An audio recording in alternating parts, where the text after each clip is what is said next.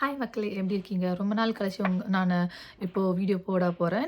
So இன்னைக்கு நம்ம என்ன பார்க்க போறோம்னா, நம்ம வீடியோல இன்கமிங் பேசஞ்சர்ஸ் இப்போ பார்த்தீங்கன்னா, இது பேர் தான் இன்கமிங் பேசஞ்சர்ஸ் கார்டு ஆஸ்திரேலியாவுக்கு. இதுதான் ஒரிஜினல் கார்டு. இது வந்து நீங்க எந்த ஃப்ளைட் இல்ல ஷிப் ஏறுனாலுமே வந்து உங்களுக்கு வந்து ஆஸ்திரேலியால இறங்கறதுக்கு முன்னாடி இந்த ஃபார்ம் ஃபில் பண்ணி உங்களோட இமிகிரேஷன்ல குடுக்கணும்னு சொல்லுவாங்க. இது ஃப்ரண்ட் ஆஃப் த கார்டு. இது வந்து back side of the card. நான் என்ன பண்ணியிருக்கேன்னு பார்த்தீங்கன்னா, இந்த கார்டையே வந்து ஒரு A4 சைஸ் ஷீட்ல வந்து பிரிண்ட் அவுட் எடுத்து ஃப்ரண்ட் அண்ட் பேக்குன்ற மாரி நான் பிரிண்ட் பண்ணியிருக்கேன். இதுல வந்து பார்த்தீங்கன்னா, ஃபர்ஸ்ட் காலம் வந்து இதுதான் வந்து first section of the card. இந்த கார்ட்ல வந்து ஃபர்ஸ்ட் என்ன கேட்டிருப்பாங்கன்னா, உங்க ஃபேமிலி ஆர் சர்நேம், உங்க பாஸ்போர்ட்ல என்ன போட்டிருக்கோ அந்த டீட்டெயில்ஸ் நீங்க ஃபில் பண்ணுங்க. அதுக்கப்புறம் உங்களோட கிவன் நேம், உங்களோட பேர் உங்களோட பேரை ஃபுல்லா இதுல எழுதுங்க. அதுக்கப்புறம் உங்க பாஸ்போர்ட் நம்பர், எந்த கண்ட்ரியா இருந்தாலும் அந்த கண்ட்ரியோட பாஸ்போர்ட் நம்பர் எழுதணும். அதுக்கப்புறம் நீங்க எந்த ஃப்ளைட்ல இல்ல ஷிப்போ ஏறுனீங்களோ அதோட நம்பர் இந்த இந்த சைடுல நீங்க ஃபில் பண்ணணும். அதுக்கப்புறம் நீங்க எங்க ஆஸ்திரேலியால தங்க போறீங்க. ஸோ உங்க ஃபர்ஸ்ட் டைமா இருந்தாலும் சரி, இல்ல நீங்க ஏற்கனவே ஒரு ரெசிடென்ட் ஆஃப் ஆஸ்திரேலியாவோ இருந்தாலும் சரி, இல்ல ஒரு பேரண்ட்டா நீங்க வரீங்கன்னா, உங்களோட குழந்தைங்களோட அட்ரஸை இந்த இடத்துல ஃபில் பண்ணுவீங்க. அதே மாரி எந்த ஸ்டேட்டோ அந்த ஸ்டேட்டை நீங்க இங்க போடுவீங்க. அதுக்கப்புறம் நீங்க வந்து அடுத்த கொஸ்டின் என்ன கேட்குறான்னா, ஆஸ்திரேலியால வந்து அடுத்த 12 மாசத்துக்கு நீங்க தங்க போறீங்களா இல்லையான்னு கேட்பாங்க. அதுக்கு எஸ் இல்ல நோன்னு ஃபில் பண்ணணும். அதுக்கப்புறம் பார்த்தீங்கன்னா, நீங்க ஆஸ்திரேலியன் சிட்டிசனா இல்லன்னா, உங்களுக்கு டியூபர்குலோசிஸ் இருக்கான்னு கேட்பாங்க. அதுக்கப்புறம் ஏதாச்சும் கிரிமினல் கன்விக்ஷன்ஸ் இருக்கான்னு கேட்பாங்க. இதெல்லாம் நீங்க ஃபில் பண்றதுக்கு முன்னாடி மேல ஃபர்ஸ்ட் என்ன போட்டிருப்பான்னா, இத வந்து நீங்க ப்ளூ ஆர் பிளாக் பென்ல ஃபில் பண்ணுங்க அப்படின்னு சொல்லுவான். நீங்க வந்து அந்த ஃபர்ஸ்ட் காலம் ஃபர்ஸ்ட் செக்ஷன் நீங்க ஃபில் பண்ணிட்டீங்களா? அடுத்து அப்படியே நான் என்ன பண்ணியிருக்கேன்னா, பேஜ ஃபிளிப் பண்ணி அடுத்த பக்கம் வந்திருக்கேன். அடுத்த பக்கத்துல பார்த்தீங்கன்னா, உங்க கான்டாக்ட் டீட்டெயில்ஸ் இன் ஆஸ்திரேலியான்னு கேட்பான். ஆஸ்திரேலியால நீங்க எந்த நம்பர் யூஸ் பண்ண போறீங்க அப்படின்னு கேட்பாங்க. ஸோ உங்களுக்கு நீங்க ஃபர்ஸ்ட் டைம்னா உங்களோட இந்தியா நம்பரே போடலாம். அப்படி இல்லன்னா, நீங்க ஏற்கனவே ஆஸ்திரேலியா வந்திருக்கீங்கன்னா, ஒரு ரிட்டர்னிங் ஆஸ்திரேலியன் ரெசிடென்ட் அதாவது உங்களுக்கு ஆஸ்திரேலியா நம்பர் இருக்கோ, இல்ல எந்த கண்ட்ரி நம்பர் நீங்க யூஸ் பண்றீங்களோ தற்சமயத்துக்கு அந்த நம்பர போடுங்க. உங்களோட இமெயில் ஐடி போடுங்க. இல்ல நான் எதுவுமே எனக்கு பிடிக்கல அப்படின்னா, உங்களோட அட்ரஸ் போட்டு அந்த ஸ்டேட்ட மட்டும் போட்டுடுங்க.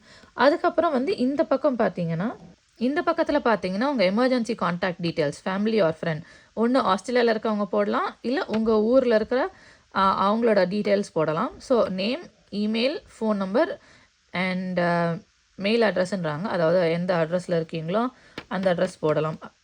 அதாவது ரெசிடென்ஷியல் அட்ரஸ். சரிங்களா? அதுக்கப்புறம் நீங்க இந்த செக்ஷன் வந்தீங்கன்னா, நீங்க எந்த கண்ட்ரிலயோ வந்து இந்த ஃப்ளைட் ஆர் ஷிப்ப வந்து நீங்க போர்ட் பண்ணீங்க அப்படின்னு கேட்பான். இப்போ இந்தியானா நீங்க இந்தியான்னு போட போறீங்க. இல்ல நான் சிங்கப்பூர்ல ஏறுனேன், இல்ல ஸ்ரீலங்கால ஏறுனேன், இல்ல நான் வந்து மலேசியால ஏறல, லண்டன், யுஎஸ் எந்த கண்ட்ரியோ அந்த ரெஸ்பெக்டிவ் கண்ட்ரியோட நேம் நீங்க எழுத போறீங்க. அடுத்த செக்ஷன்ல பார்த்தீங்கன்னா, நீங்க ஜெனரலா என்ன ஆக்குபேஷன் பண்றீங்க? நீங்க ஒரு டீச்சரா இருக்கலாம், ஒரு டாக்டரா இருக்கலாம், ஒரு நர்ஸா இருக்கலாம், இல்ல ஒரு ஐடில ஒர்க் பண்ணலாம், இல்ல நீங்க ஒரு ஷெஃபா கூட இருக்கலாம். உங்களோட என்ன யூசுவல் ஆக்குபேஷனோ அந்த ஆக்குபேஷனை நீங்க இதில போடுங்க. இல்ல நீங்க ஹோம் மேக்கர்னே போடலாம். அடுத்த கொஸ்டின் பார்த்தீங்கன்னா, உங்க பாஸ்போர்ட்ல என்ன நேஷனாலிட்டி இருக்கோ அந்த நேஷனாலிட்டி இதில ஃபில் பண்ணுங்க. அடுத்தது வந்து நீங்க எப்போ பொறந்தீங்கன்னு சொல்லி கேட்குறாங்க. Date of birth. ஸோ அது நீங்க ஆஸ் யூசுவல் ஃபில் பண்ணிடுவீங்க. அதுக்கப்புறம் இந்த செக்ஷன் நீங்க வந்தீங்கன்னா, என்ன போடுறான்னா, please put X and answer A or B or சின்னு கேட்குறான். இது வந்து நீங்க ஆஸ்திரேலியாவுக்கு பெர்மனன்ட்டா மைக்ரேட் பண்ண போறீங்கன்னா, நீங்க ஏன்னு ஃபில் பண்ண போறீங்க. எக்ஸ்ன்னு போட போறீங்க. அப்படி இல்லன்னா என்ன பண்ண போறீங்கன்னா, அடுத்த கொஸ்டின் போறீங்க. நீங்க வந்து ஒரு விசிட்டர் இல்ல டெம்பரரி என்ட்ரன்ட்டான்னு கேட்குறான். அப்படின்னா நீங்க எத்தனை நாள் ஆஸ்திரேலியால இருக்க போறீங்க? அதாவது ஒரு குத்து மதிப்பா நீங்க போடலாம். உங்களுக்கு சரியா தெரியலன்னா. ஸோ அதோட years and months or days போட சொல்றான். அதுக்கப்புறம் உங்களோட ஒரிஜினல் கண்ட்ரி ஆஃப் ரெசிடென்ஸ் இந்தியனா, ஆஸ்திரேலியனா இல்ல இது ஆஸ்திரேலியன் வராது. இதுல நீங்க நியூசிலாந்து இல்ல யுகே, யுஎஸ் வாட்டெவர். நீங்க எது உங்களோட ரெசிடென்ஸோ அந்த இது போடுங்க. அடுத்த செக்ஷன்ல இது 2மே இல்ல, ஏவும் இல்ல, பியும் இல்லன்னா, நீங்க சின்ற ஆப்ஷன் போலாம். ஐ அம் ரிட்டர்னிங் ரெசிடென்ட் அப்படின்ற ஆப்ஷன் நீங்க குடுத்தீங்கன்னா, நீங்க வந்து இதுக்கு முன்னாடி நீங்க எங்க உங்க டைம் ஸ்பெண்ட் பண்ணீங்கன்ற ஒரு மாரி கேட்டிருப்பான். அந்த கண்ட்ரியோட நேம் நீங்க எழுதினா போதும். இப்போ ஏக்கு வந்து நீங்க இந்த இது ஃபில் பண்ண தேவையில்ல. பி அண்ட் சிக்கு மட்டும் தான் நீங்க ஃபில் பண்ணணும். ஸோ உங்களோட மெயின் ரீசன் ஆஃப் ட்ராவல் எதுக்கு கேட்குறான், அது ஒன்று மட்டும் தான் நீங்கள் இருக்க முடியும். ஒன்று நீங்கள் கான்ஃபரன்ஸ் போனீங்களா, இல்லை பிஸ்னஸ் ரீசனுக்காக போனீங்களா, இல்லை உங்கள் friend, employment, education, exhibition, holiday, இல்லை அதர்ஸ், எதுவோ அந்த ரீசன் நீங்கள் ஃபில் பண்ணணும். அதே மாதிரி என்ன போட்டிருக்கான்னா, நீங்கள் 2 பக்கத்தோட கார்டையும் நீங்கள் ஃபில் பண்ணணும். நீங்கள் ஃபில் பண்ணிவிட்டு உங்கள் பாஸ்போர்ட்டோட இதை நீங்கள் கொடுத்தா தான் நீங்கள் என்டர் ஆக முடியுன்ற மாதிரி ஒரு இது கொடுத்துருப்பான். நான் திருப்பி ஃப்ரண்ட் ஆஃப் த கார்டுக்கே வந்துட்டேன். இதில் என்ன கொடுக்குறான்னா, ஒரு 11 கொஷின்ஸ் கொடுத்துருப்பான். Please put X and answer every question. கண்டிப்பாக நீங்கள் எல்லா கொஷினும் ஆன்சர் பண்ணணும். உங்களுக்கு தெரியலன்னா எப்போவுமே எஸ்ன்ற இது நீங்கள் போட்டுடணும் அப்படின்றான். அதே மாதிரி நான் என்ன பண்ண போகிறேன்னா, உங்களுக்கு வந்து ஆஸ்திரேலியன் பார்டர் ஃபோர்ஸோட லிங்க் ஒன்று அட்டாச் பண்ண போகிறேன் இந்த வீடியோட கீழே. ஸோ தட் நீங்கள் வந்து என்னென்ன டைப் ஆஃப் ஐட்டம்ஸ் நீங்கள் ஆஸ்திரேலியாவுக்குள்ளே என்டர் வரச்சா நீங்கள் எடுத்துகிட்டு வரலான்ற ஒரு லிஸ்டிங் மாதிரி கொடுத்துருப்பான். அதுக்கேற்ற மாதிரி நீங்கள் ஃபில் பண்ணிக்கலாம்.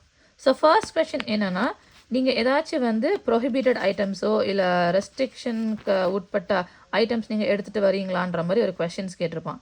இப்போ நீங்கள் ஃபார் எக்ஸாம்பிள் ஒரு மெடிசனே எடுத்துகிட்டு வரீங்கன்னா ஒரு பெஸ்ட் ஆப்ஷன் நீங்கள் ஆன்சர் வந்து எஸ்ன்னு கொடுத்துருங்க. அதே மாதிரி அதுக்கான இன்வாய்ஸ் ஆர் பில் இருந்தால் அதோட மெடிசனோட வச்சுக்கிட்டு அவங்க கேட்கும்போது ஹேண்டியாக நீங்கள் எடுத்து கொடுக்க யூஸ் ஆகும்.